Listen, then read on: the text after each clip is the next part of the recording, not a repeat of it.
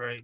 Now I just want to cover maybe this is more for the sort of intermediate and maybe advanced level students, the hand holding aspect of hands, right? A lot of times we draw maybe a storyboard or a character or a scene, and we have to have a character holding something. So I want to address a little bit of that so we at least cover it's a definitive, to me at least, from what I can see, and even with my own work, it's a problem area. So let's dive into it. We're going to do the same as we've done before, using the photographs as sort of as reference, and we can draw. I'm going to create a new layer, and let's make sure I have same color and hide my thing here. Let's look at some of these examples. The hand holding a knife, the hand holding the sword is a very common one. The two-handed, holding the sword. Those are very dynamic. I mean, they're, even if you know how to draw them, I think it's in your best interest to still use reference. But I think the ones where we can really benefit the most, which is very common, is the one hand holding the handle. Could be a sword handle, could be the meat cleaver handle. For all your horror killing characters, right? Horror purposes. So let's pick something digestible. And I think this really boils down to how we draw our fist, right? I think in general, it's always a good idea to where does the thumb lie in relationship to that handle. I think that's super, super important. So I'm always looking at for your average knife handle, where does your thumb lie? And I think it's easy to say if you just look at your hand and you sort of mimic that grip. It's safe to say that that thumb is going to cross over that that handle. I think, and then what matters is how thick that handle is and how much does your thumb overlap your own fingers, because your index, specifically your index or your middle finger, there's going to be some overlap there. And I think that's where we can put most of our attention as far as the 20% that's going to give us the 80%. Everything after that, I think, is really just a supporting character. So as long as I get that index in relationship, and that maybe that um, middle finger, right? As long as I sort of get that, I think the rest is just really whatever you want to do, right? Whatever looks cool, right? But we have to factor in how big or thick that handle is for that weapon of choice, right? You know, put what is your favorite weapon, right? For this kind of purpose, how dark do you want to get, so and that's the way I've always approached it. But I don't think here we're drawing it pretty big for the most part. If we have a character, right, our characters, standing in a doorway of some sort, right? It's like, it's crossing the threshold. What, how big is the hand going to be? And this is what I was mentioning earlier, at least in class, that it's easy to draw in big scale like this. It's quite difficult, right? When we have to now draw it. When the look at my character so far, you can already see, by the time we draw that, uh, whatever this character is going to be holding. Let's try this hand. Maybe this hand will give us. By the time we draw that, it's going to be so so small. Let's kind of give this a little bit better. Doing a little bit of invention. I'm just thinking of like a scene. You imagine like a doorway, or the camera sort of, right, doing this or whatever, and we're sort of crossing like this doorway or something. This character's standing in this open door or something. He's like holding a weapon in his left hand and another one. Maybe it's a crowbar or something or whatever. And he's looking sort of, down the way, right? Like, he's gonna attack someone, someone way down there, right? So we're kind of like looking at that, like, man, ooh, like this gets tricky. Does it have to be perfect? No, I don't. I think, but it's always good to have a standard. I think, so. This is where this, tackling this in a myriad of ways will help you in this scenario. So, let's kind of get into that. So let's look for reference that sort of whoops, what did I do there? That tackles this problem, right? So number one, holding it like this. I think this angle is really nice. Like this makes sense to me. This one here. I think that's really cool. Rather than holding it really grippy, right? It's holding it a little bit more.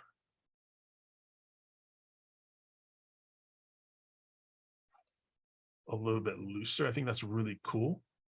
Maybe it's a tense moment, but the this this serial killer is more confident, in what he or she's trying to accomplish, right? So again, I'm gonna keep with more or less as much shorthand as I can, just to kind of give you guys that feel like, hey, not everything has to be this elaborate drawing. We can kind of get away with implied, using implication. Like, how much do we need to sell it there? But what looks good? It's really, to me, the shapes of the shadow, and maybe the shapes of the forms itself. Like, how much can we push that? So I want you guys to really understand that, like really hone in that point. Right. I like that. I really like that. And how does that look like in this scenario? You know what I mean? That's what the question, maybe where the camera's behind our subject matter. We can think about that, how that plays. But let's just see if we can find more specifics.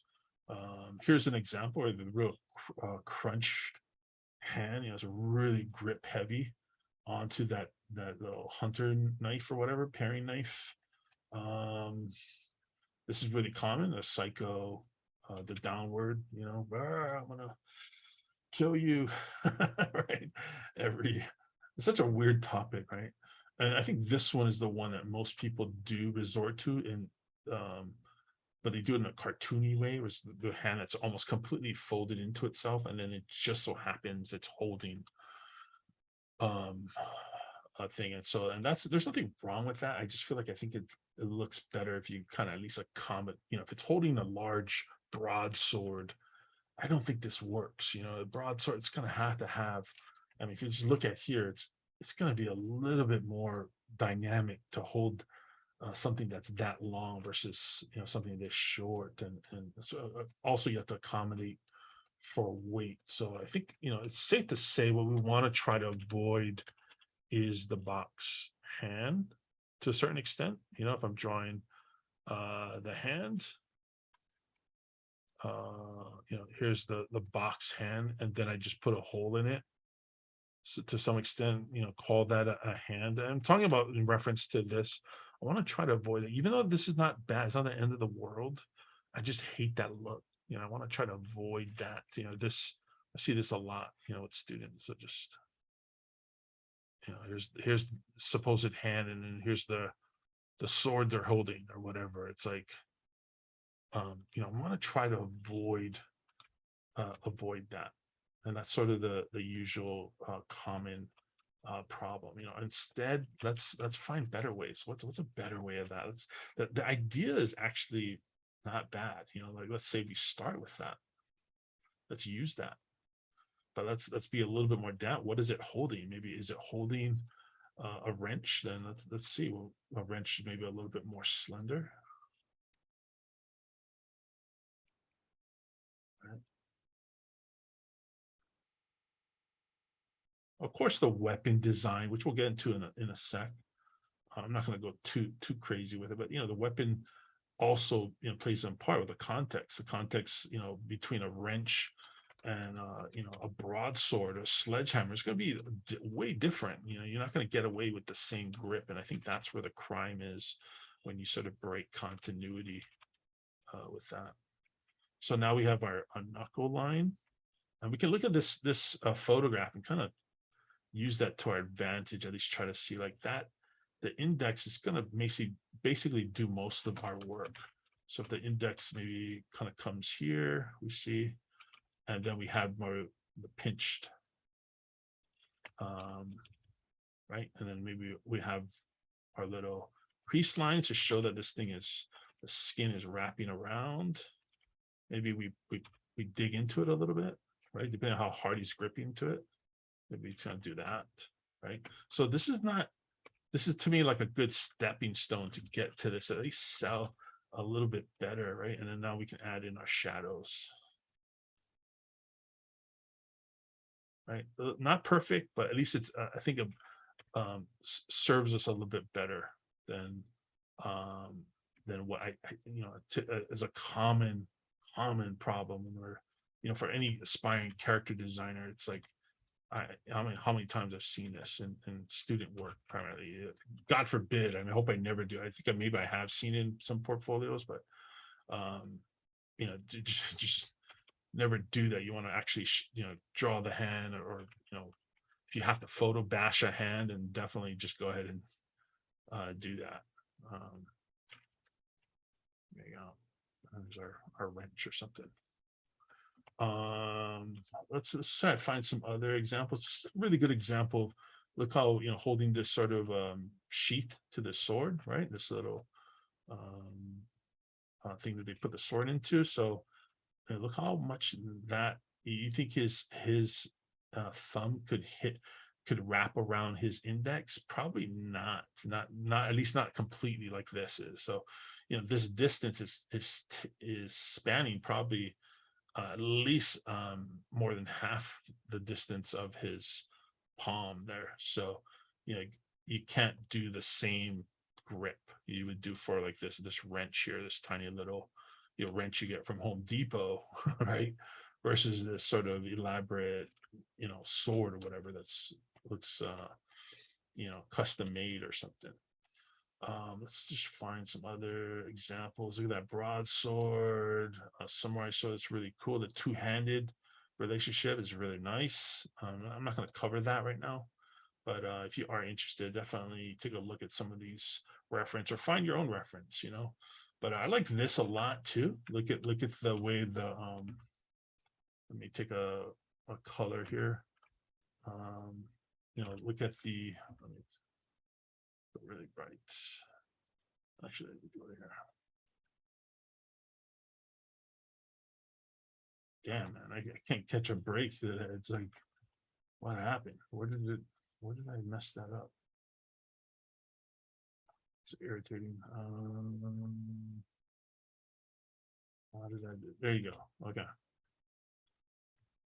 So now if we take a look at this, you can kind of see it has that nice kind of rhythm to it, and even these sort of do that too. So I want to play that up. That's a really beautiful rhythm, and you just imagine how I would play this into the blade now. Maybe the blade has like this counteracting rhythm to it. Maybe it kind of plays into it, or maybe it's a reverse. It's like it goes this way. It's like, oh, that's kind of cool. So I want to use these kind of art principles where we're trying to find those rhythms, into these forms, all that, and kind of play into the narrative that we're doing.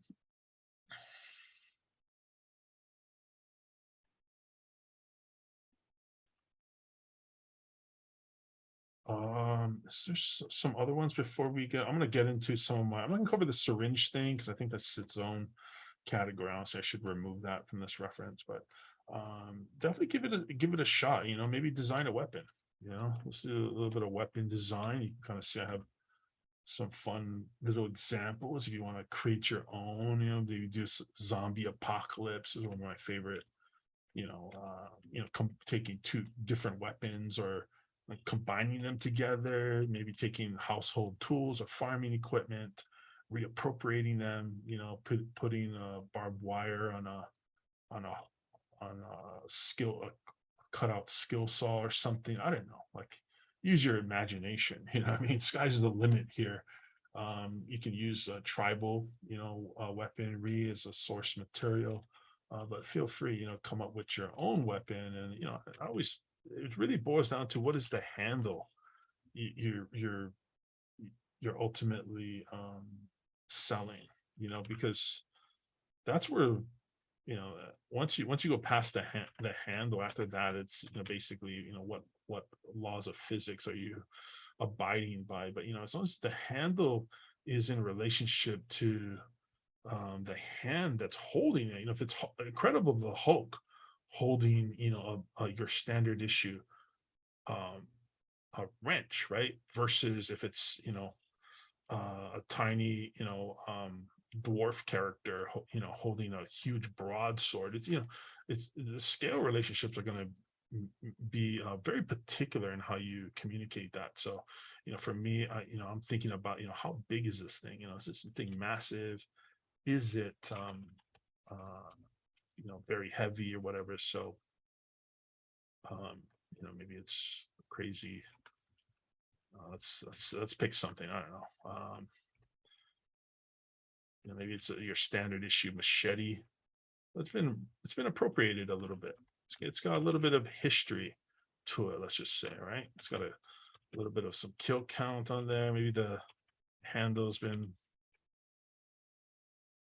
right, and this is shape, and then maybe now it's got a little bit of some addition to it. Let's just say that. Maybe this has sort of been spot welded in. Maybe it's got like some kind of saw here, or maybe it's bone. That could be really cool. Some kind of special, ivory or whatever, bone or whatever. That could be really interesting. Or maybe over here too, there's a little bit of bone, like shark tooth bone, right? So it's kind of fun. Just kind of play with. I try to keep it within the realm of like there's some logic that I'm following, and then of course machetes don't have any kind of hilt or whatever, but maybe in this case it has maybe like a cloth or something. Be really interesting, so you're adding a little bit of fabric. So this is to cover the wielder's hand from all the blood, right? It's really silly. I'm not buying any like whatever. This could be just dangling cloth, a trash bag or something, but it's just a creature comfort. So now it just becomes like what kind of scale. If this is your standard, this distance as up to this edge is going to be your your standard issue machete knife. Then we can play we kind of, okay, that's cool. So maybe what kind of hand I want to hold it. That's I could after that it's just not so bad. It's not a crazy maybe it's big thick gloved hand. That's kind of fun. They got sort of like a carpenter's glove on. Use your imagination. If you were so funny. I'm like, this is so dark. Everything revolves around murder and killing. Oh my god. Man, that's what I love. I love doing this. This is so much fun. Uh, um, right, kind of a thick gloved hand or whatever, so have fun with it, but really I'm more concerned with the hand than I am, I'm not going to judge your weapon design, but it's really the proportion of your hand and how you construct that hand around this design. And this is not, this is like one pass, right? If I'm like taking this further, I might lighten this a little bit, right? Like I've done before. I like to kind of lighten it just a little bit and then make sure it just has some color to it, just so it separates when I draw right over it. And now I'll start to, now I'll put in the details, maybe this is like a stitch pattern.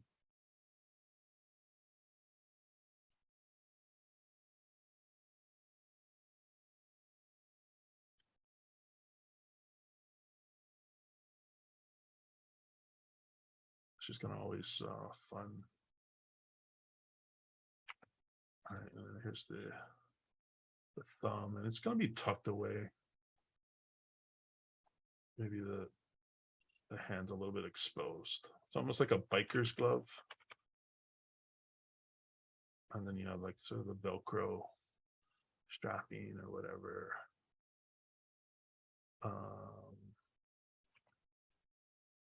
Right. And we have a little bit of a cloth material. This is where I like to create like little overlaps.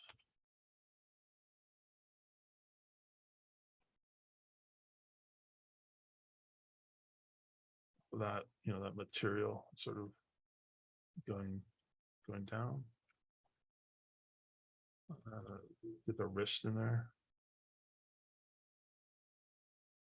Maybe the actual sleeve or the cuff of the glove, right? So at least the hand feels, in terms of scale relationship, the grip is because we're looking at from the back of the hand, right, or the sort of the knuckle view. It's not that we don't see. But if I was to reverse this, right, then it would be a little bit of a different challenge.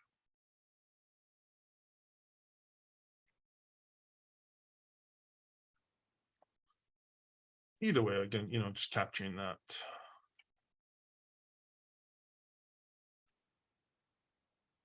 Let's get the knife in there. Rotate your canvas, like, don't, if you're drawing on the iPad, you can also just rotate the thing and, draw. Always good to draw through. It's always good to draw through. Even if you're going to cover it, you can always erase if you absolutely must. And I'm going to do these down at a smaller scale. So I'm just going to sort of glued in.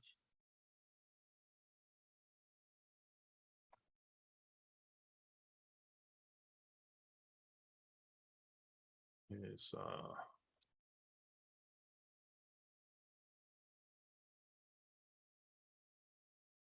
just thinking of sort of like this. Right, and then maybe this part that's sticking out, I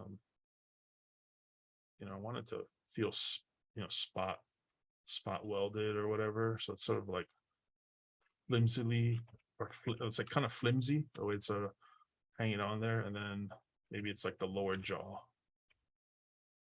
This obviously wouldn't make any sense, but let's just run with it. Just all right. So some teeth or whatever. Maybe it's like horse teeth. It's kind of sad or whatever, like horse mouth, or it's probably too small. The horse is gonna be much bigger, but maybe this is like a rodent, like a large rodent or some sort. Could be a lower jaw. But you kind of see what I'm doing, just having fun with weapon design, prop design, and how the hand holds it.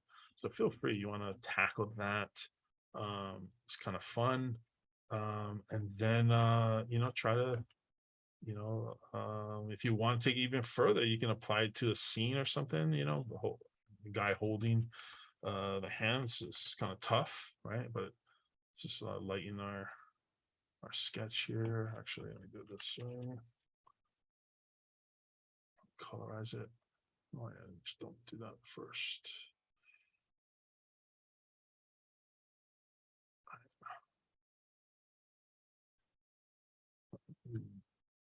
And we have he's got his elbow. And the ulna goes all the way down. Brachii radialis. And right, so now I have a good arm I can kind of play with to some extent. He's got a torn up shirt, back of his shoulder.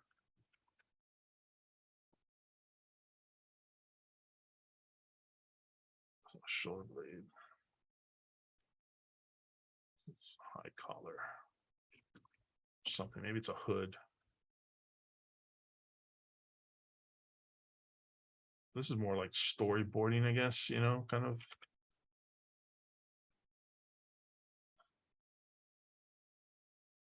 He's like sort of turning his head, maybe looking this way, his ear.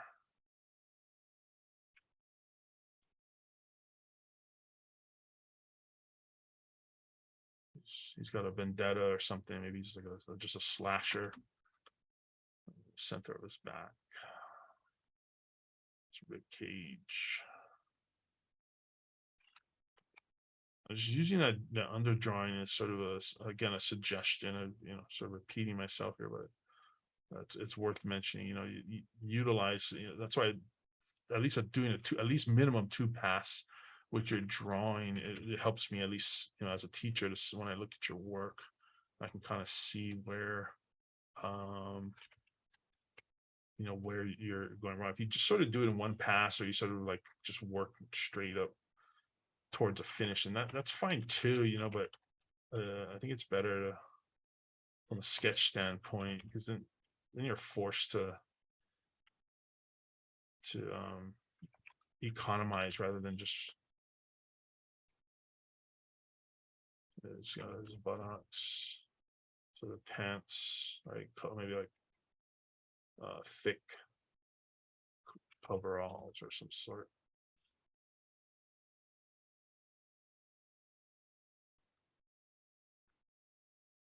And he's got his goggles, welders or whatever.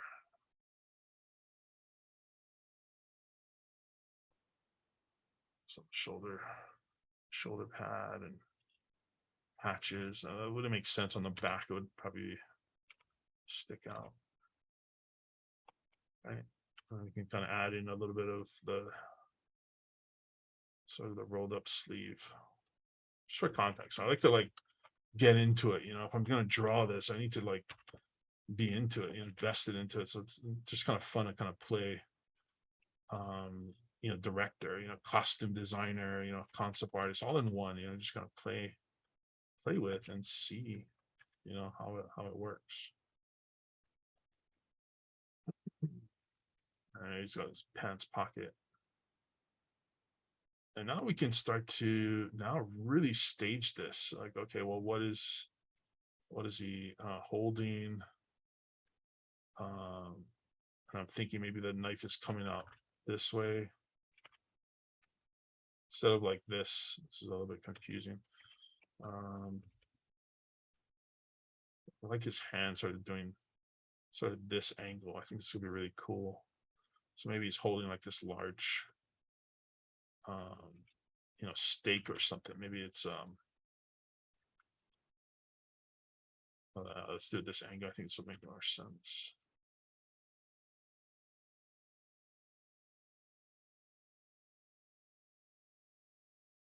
It's like just like this giant like fireman's axe, but he's obviously not a fireman. So like, wait a minute, what is this guy gonna do with that? He's a killer. He's a killer fireman, whatever. This guy hunts down people with firemen. So, we can add in just for context, kind of maybe he's got like the vest or something on, brightly colored like vest or something. Could be interesting. And then even like the straps hanging down.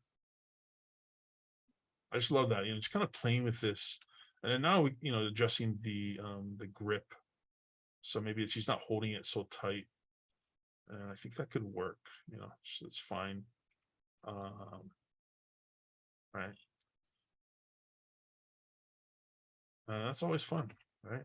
You keep going, by the way. I don't want to, but you see where that comes into play, like these kind of, and this is gonna be just one idea. I could take this same drawing, duplicate it, take this same thing and just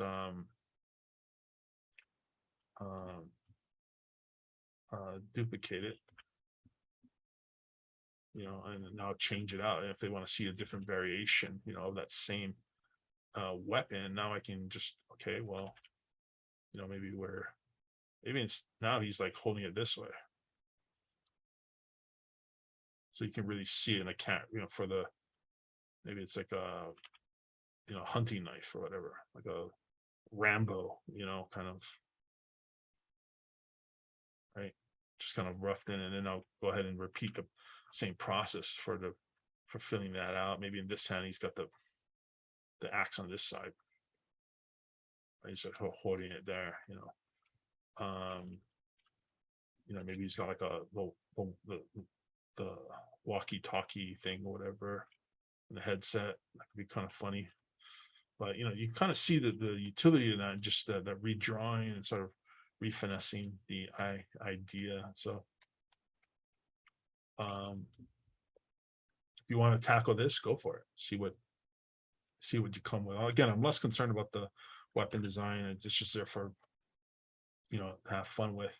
It's really not the focus. I really want to see the maybe either at different scales, you want to just tackle it really big and get like hand holding studies done, or you want to tackle a concept or scene. And I really want to see how you tackle that, how you rotate the hand, what kind of in accordance to the type of weapon that this person is holding. So yeah, that's gonna be it. Hope you found this useful, and let's see what you guys do with this stuff. All right, that's gonna be it for this recording. So thanks a lot.